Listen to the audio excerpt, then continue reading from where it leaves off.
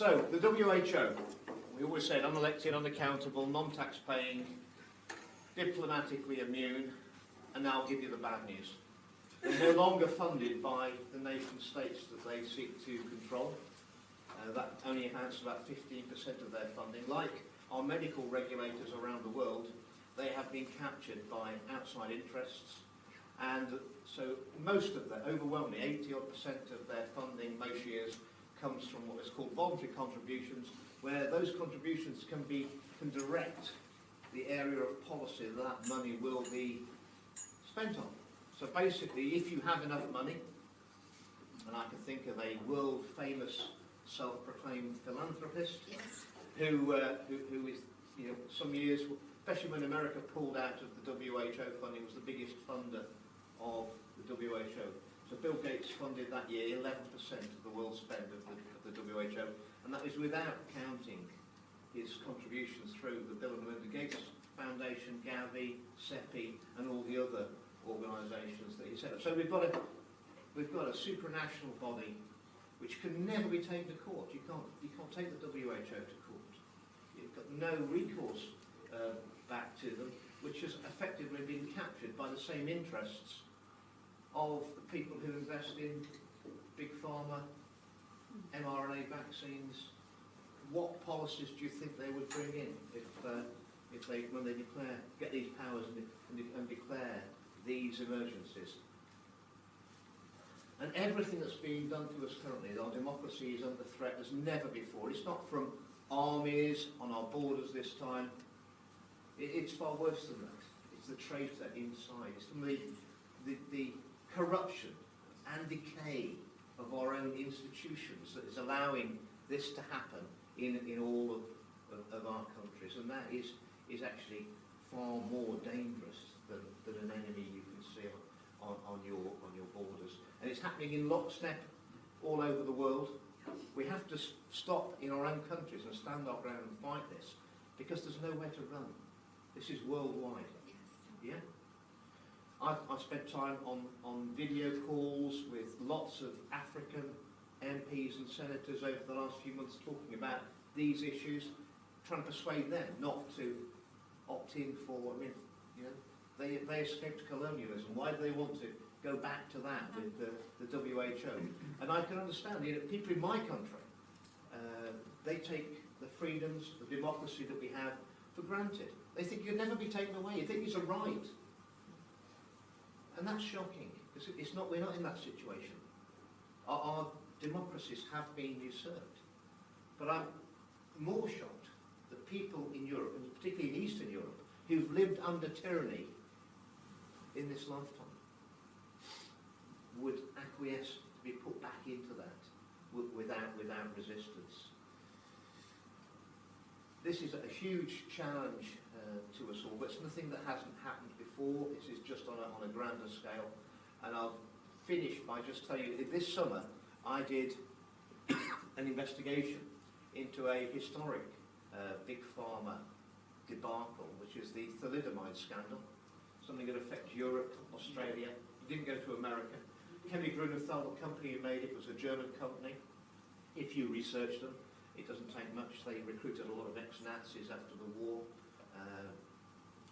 Heinrich Mulko was the chief scientist at Grunenthal.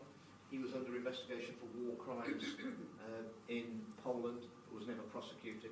They produced thalidomide. It was used to treat morning sickness of pregnant women. It not only went into the mother, but went through the placenta barrier into the unborn baby and affected angiogenesis. That meant it prevented the formation of blood vessels, which led to 60% of the babies died and 40% had horrendous birth defects. And it wasn't withdrawn until 1961, and it was a nurse, a midwife from Australia, Nurse Sparrow, who pushed it. The shocking thing is that the word thalidomide was never allowed to be raised in the chamber of the House of Commons until 1972. And I pulled a ruling out of the Strasbourg courts, and chapter 13 of that judgment by 3 judges said that consecutive speakers of the House of Commons had deliberately suppressed all questions and debate on thalidomide for 11 years.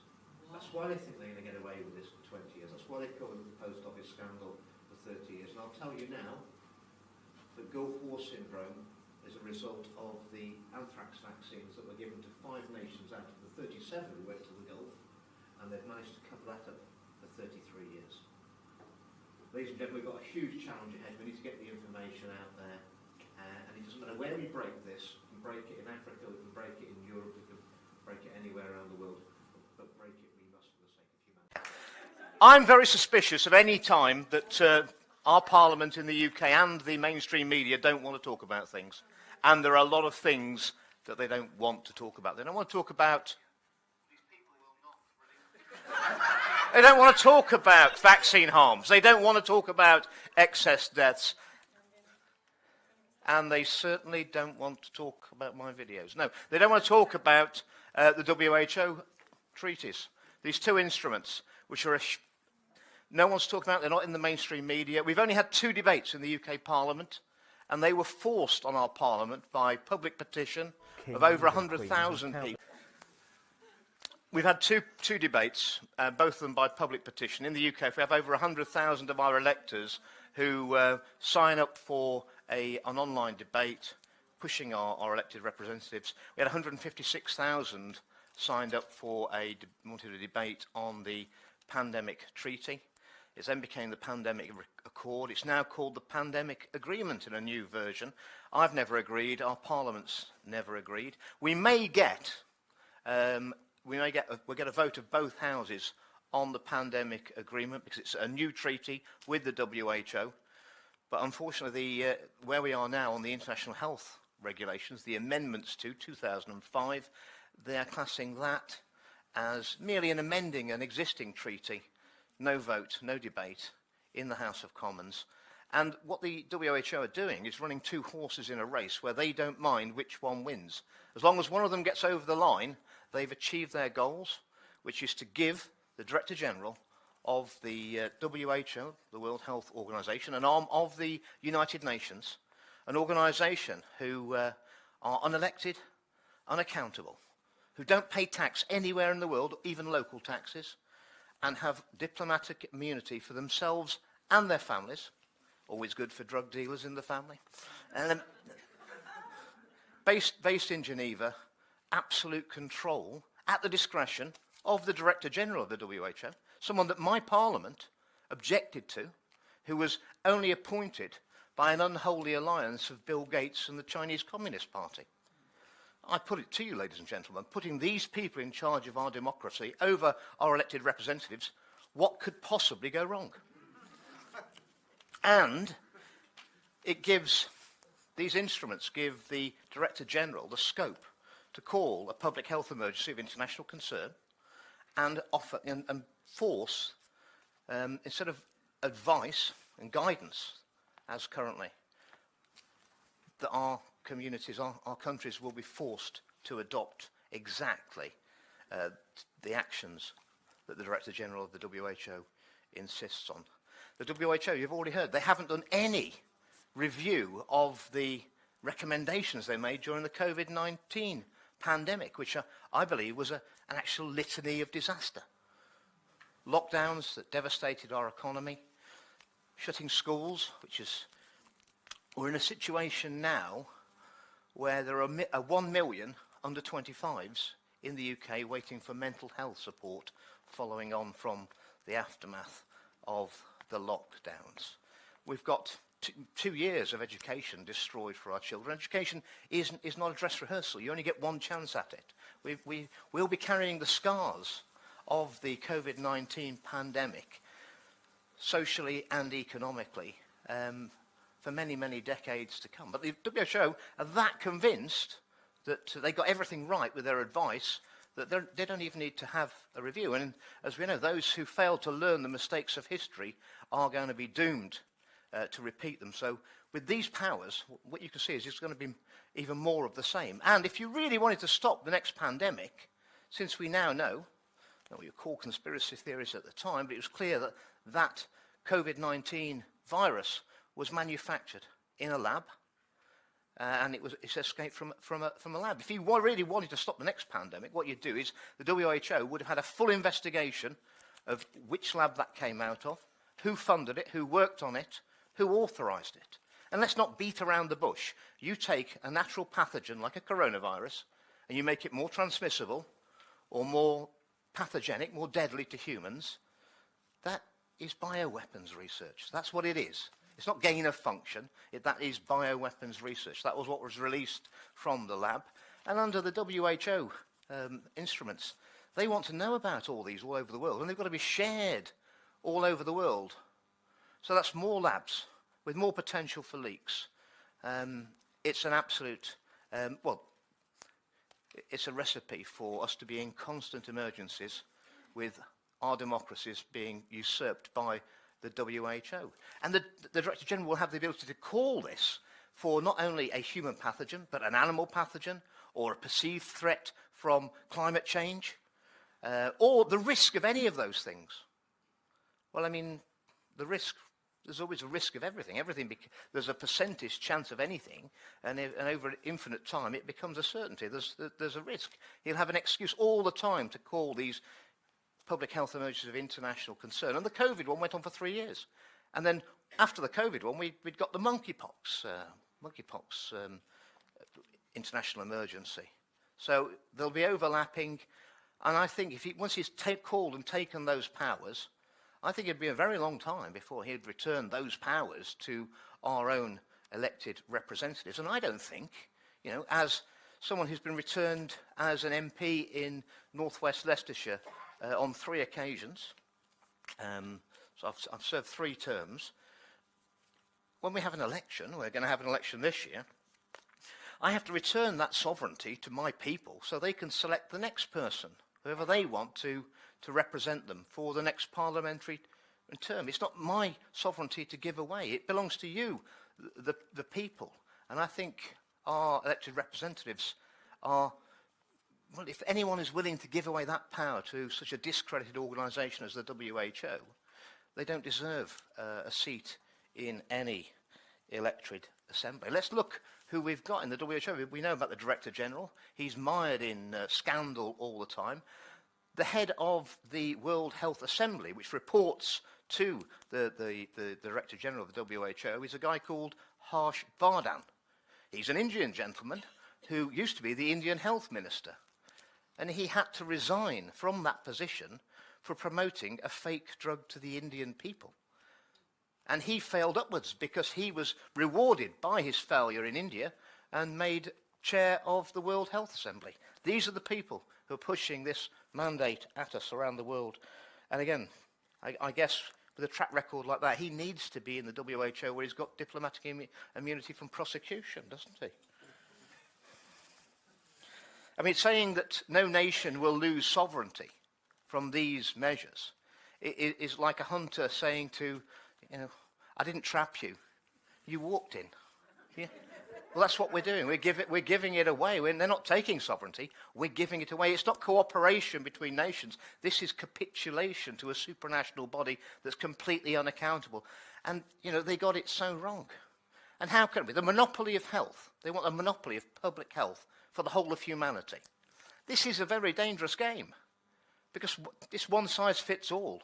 No accounting for cultural differences, geographic differences, seasonal differences between the north and southern hemisphere. It's not going to be the same advice. And the analogy I'd use with you is, if there was only one car manufacturer in the world, do you think it'd be the best car that you could buy?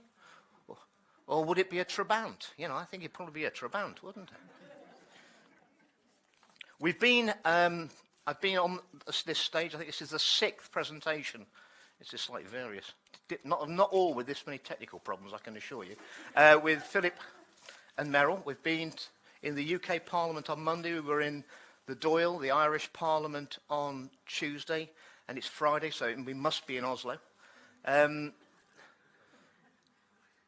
fact is, it doesn't matter where we stop this, and there's a chance in Ireland that they will probably have to have a referendum on giving away these powers, and the Irish can be quite stubborn at times, as we Brits know.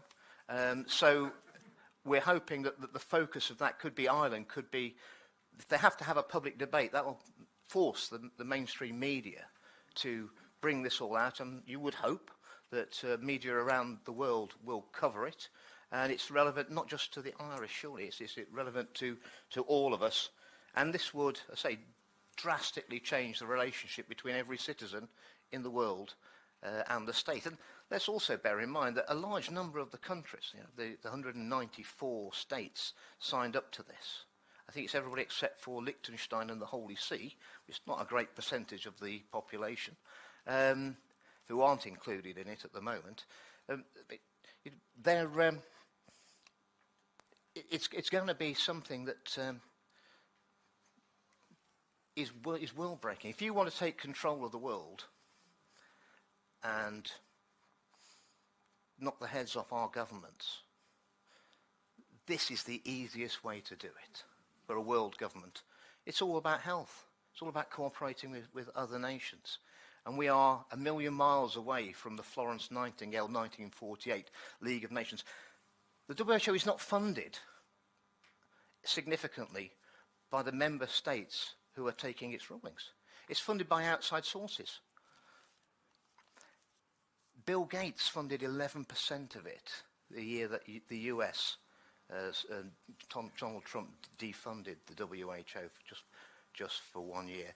And all those external funders have the ability to direct the area of interest they want the WHO to concentrate on with their funding. So basically it's pay to play. So we're also giving that power over all our nation states at a time of their declaring an emergency to someone who's completely, an organisation that's completely open to external manipulation. If you've got enough money, you can buy control of the WHO. Is that really where we want to be? So I urge you all, you must contact your elected representatives at every single level. This is really high risk for our democracy, and once we've signed up to this, since you can't take the WHO to court, there is no recompense, there's no way out of this trap that we'll be in, and the globalists will have completed their plan. And I, for one, will not stand for it. Thank you very much for listening to me.